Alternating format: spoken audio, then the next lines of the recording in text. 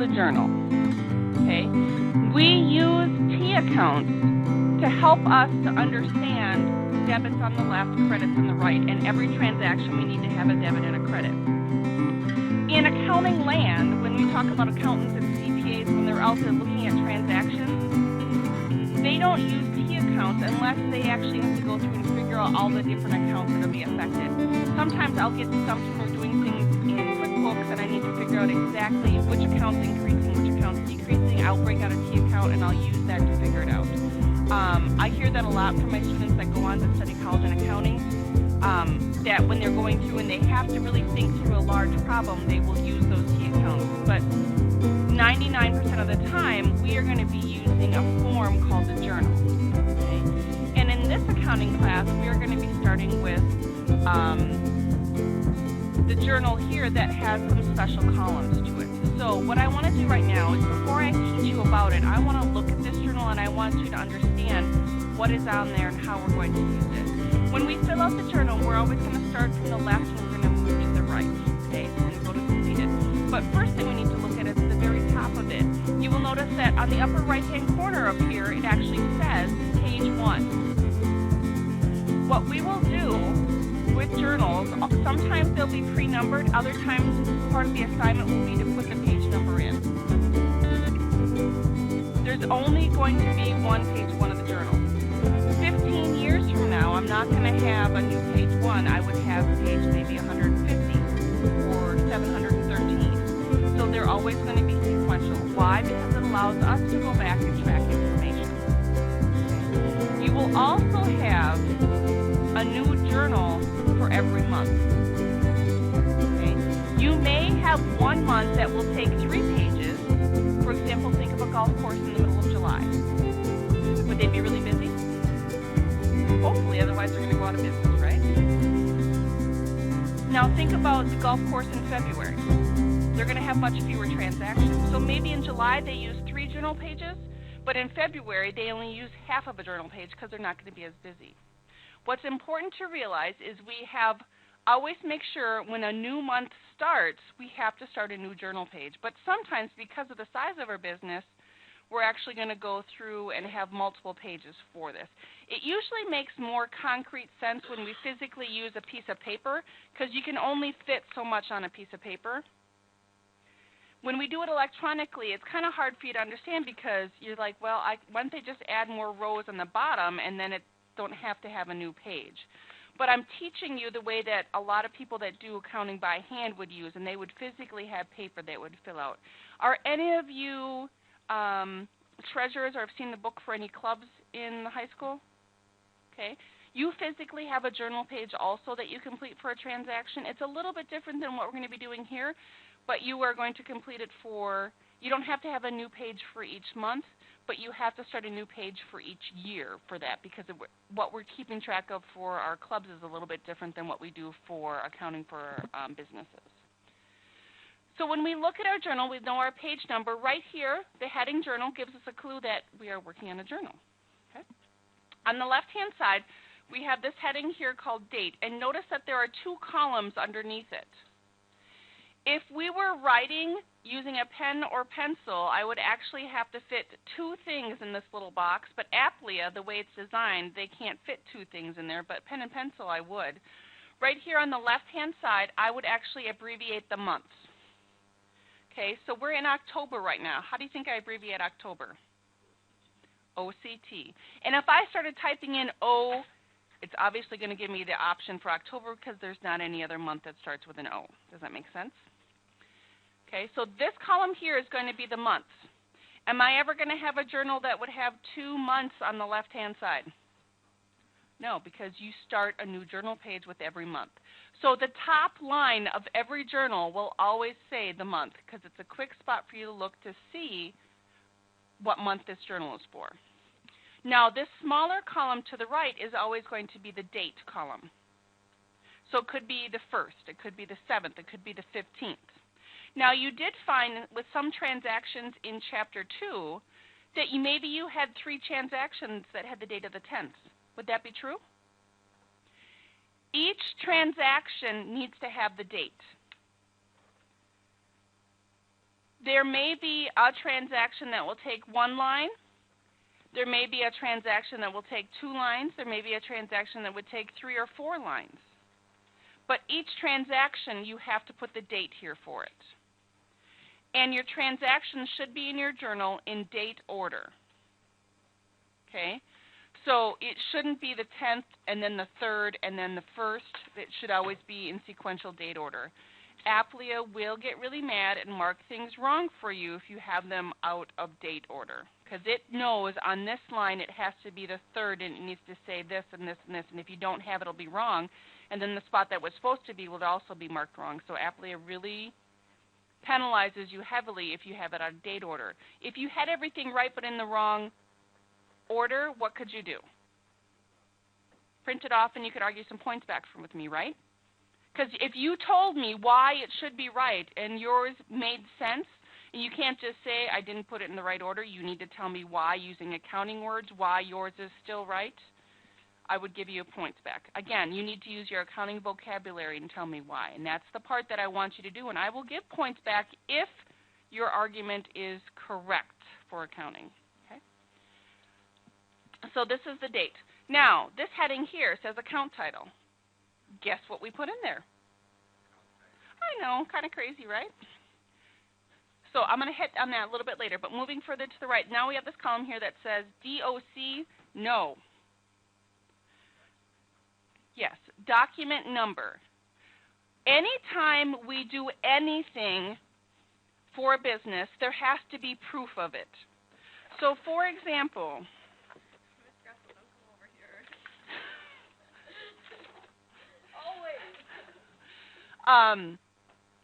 this is a form that Dalton received, and because of this form, he has to do something for accounting.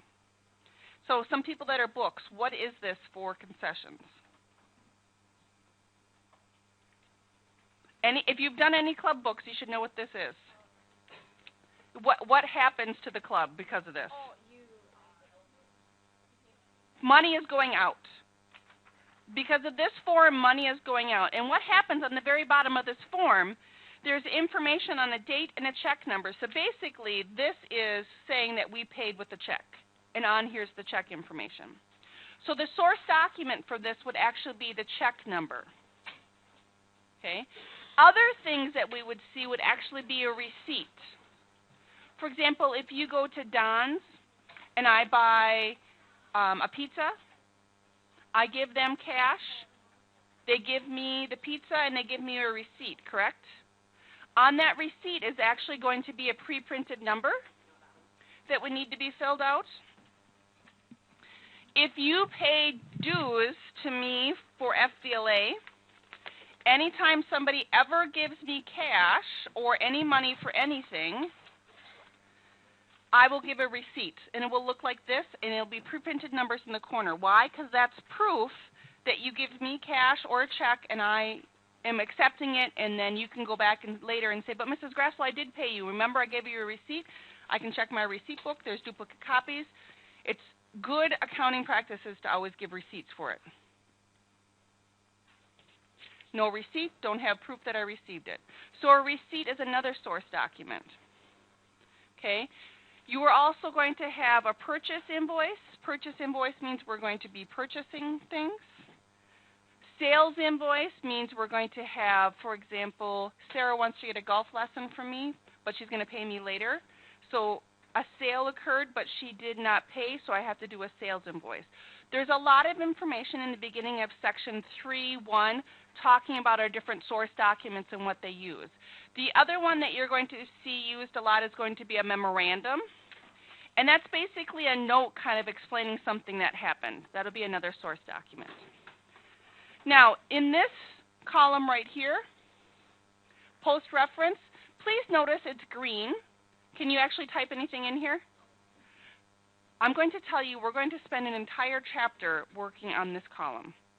For chapter 3 right now, just know to ignore it. It's called post-reference. It's very important. We will learn about it in a whole separate chapter. Okay? Now, that is those columns there. Now, moving further across to the right. Now, this is going to be where we put in numbers.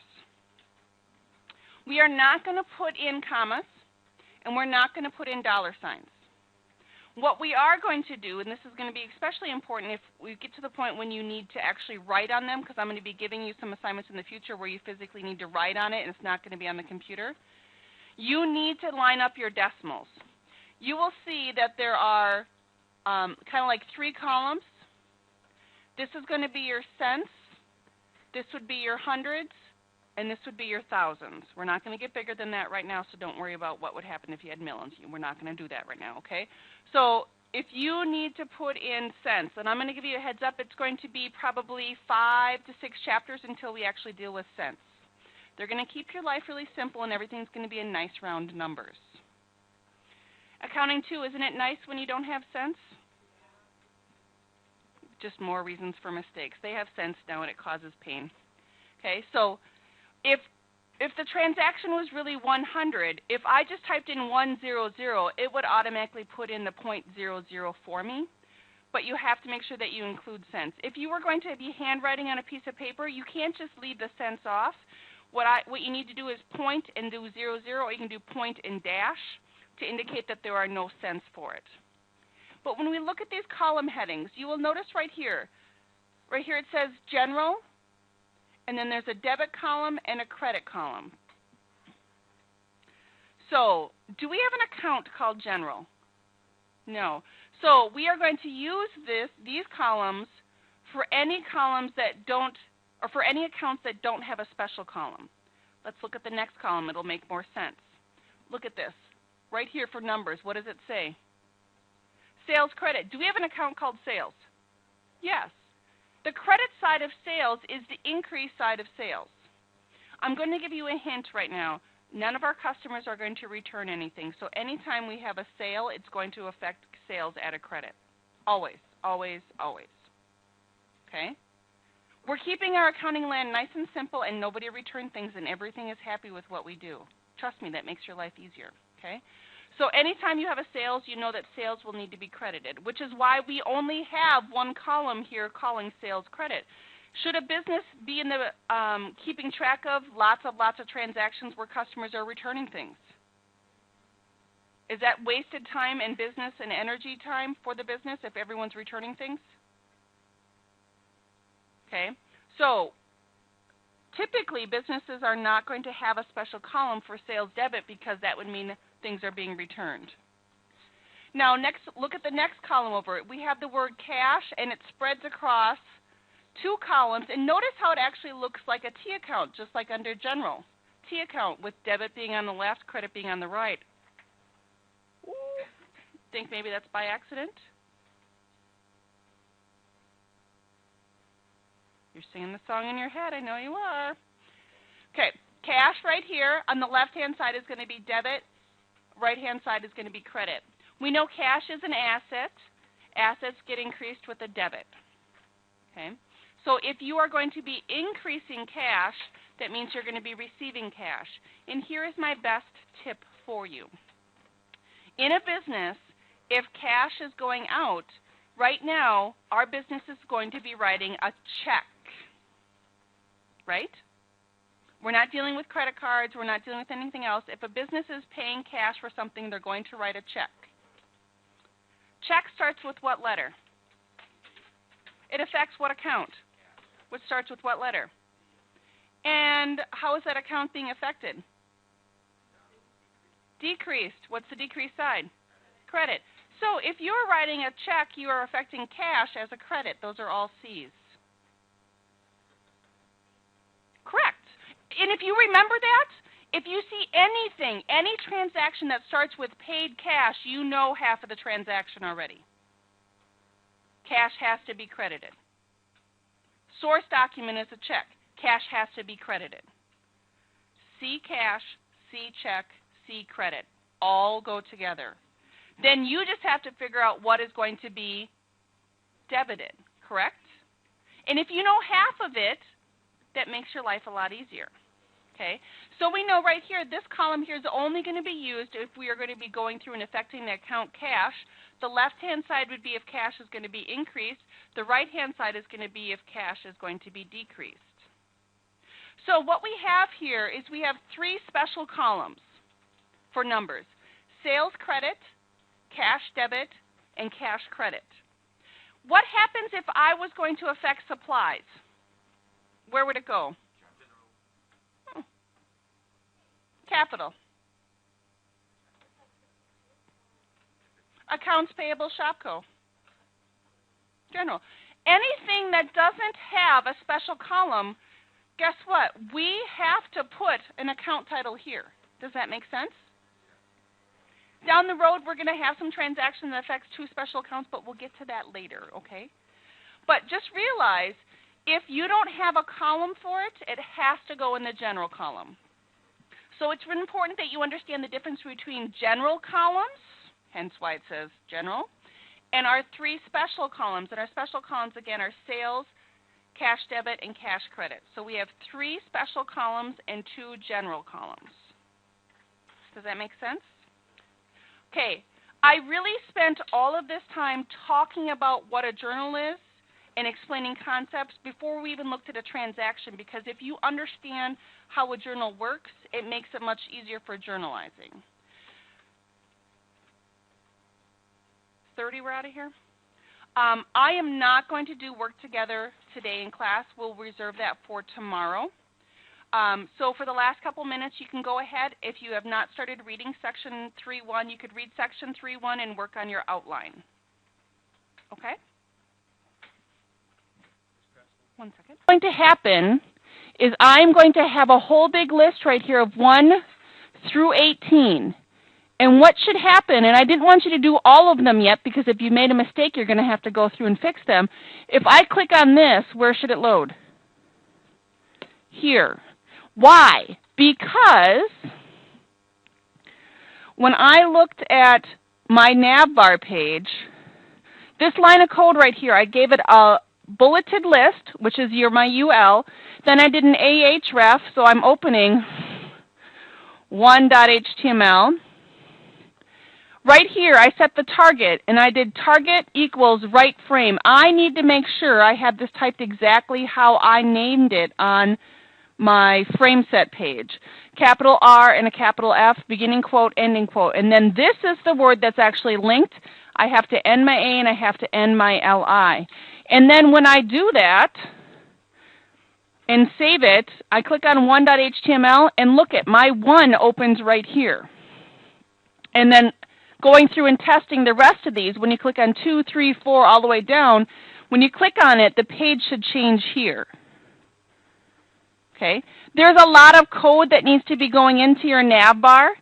So I know it will take some time, considering that it took me a really long time to troubleshoot my navbar not coming up. If you have gotten yours to work already, just test that. For example, I know I spelled my 12 file incorrectly. I threw an extra E in there. So when I type in my link on my navbar page, I need to make sure that what I have highlighted here in the ahref is exactly what I have. So if some of you don't have files because you just skipped them, they're going to come back and kick you again because you don't have them and we're using them again. I suggest that you go do that. Now, if you have one line done, do you have to retype this over and over again, or can you use copy and paste? You can certainly use copy and paste. Just make sure you change all the words correctly. Does that make sense? So what I would like for you to have done is on page 91 through 92, and then you need to save this as navbar.html, lowercase. Make sure at the very end that you end your unordered list, you end your body, and you end your HTML. So you're going to have a whole list there from 1 through 18, which will take a little bit of time to type. What I'm going to do is I'm going to try to troubleshoot. Before you go through and have them all in there, check to make sure that they are working, because otherwise you're going to have to spend a lot more time troubleshooting.